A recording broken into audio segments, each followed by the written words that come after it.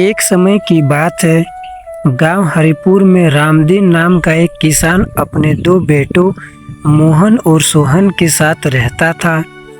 रामदीन की पत्नी सरला का कई साल पहले निधन हो चुका था और उनकी इकलौती बेटी गीता की शादी हो चुकी थी। गीता अब अपने ससुराल में रहती थी और त्योहारों पर कभी कभी ही आ पाती थी।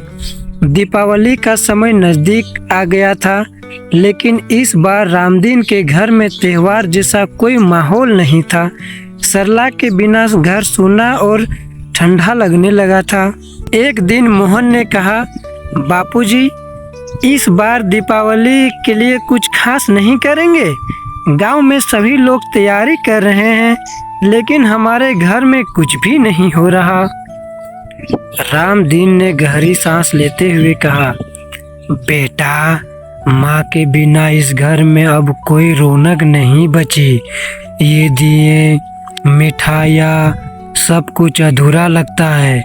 कौन बनाएगा अब ये सब? सोहन भी उदास होकर बोला, बापूजी, आपकी बात सही है, लेकिन माँ भी तो चाहती थी कि हम खुश रहे। अगर हम हर बार ऐसे ही चुप रहेंगे तो क्या त्योहार का असली मतलब कभी समझ पाएंगे? रामदीन ने दोनों बेटों की बातें सुनी और चुपचाप अपनी पत्नी सरला की यादों में खो गया। उसने सोचा कि सरला होती तो क्या करती। वह जानता था कि सरला को खुशियाँ फैलाने में सबसे ज़्यादा आनंद मिलता था। चाहे कितनी भी मुश्किलें हो, वह हमेशा हर त्योहार पूरे हर्ष उल्लास से मनाती थी। अगली सुबह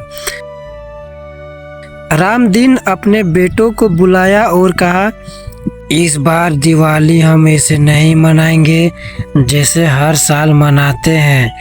इस बार हम अपने घर के साथ साथ उन लोगों को घरों में भी खुशियाँ लेकर जाएंगे जिनके पास त्योहार मनाने का साधन नहीं है।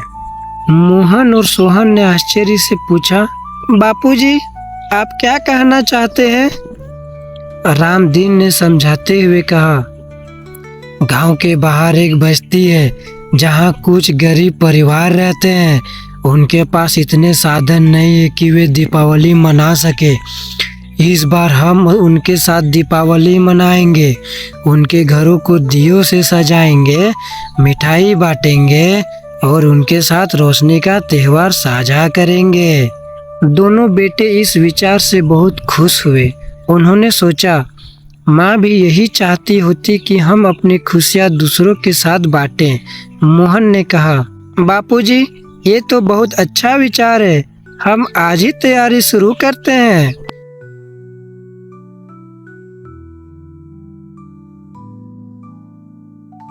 रामदीन अपने बेटे मोहन और सोहन ने गांव में मिठाइयाँ बनाना शुरू की। रामदीन ने अपने खेत से बचत करके काफी दिए और तेल खरीदा। मोहन और सोहन ने आसपास के बच्चों को भी बुलाया और सब मिलकर दियों को सजाने लगे। दीपावली की शाम आई। गांव में हर जगह दिए जल रहे थे, लोग पटाखे फोड़ रहे थे और मिठाइयों की खुशबू फैली हुई थी।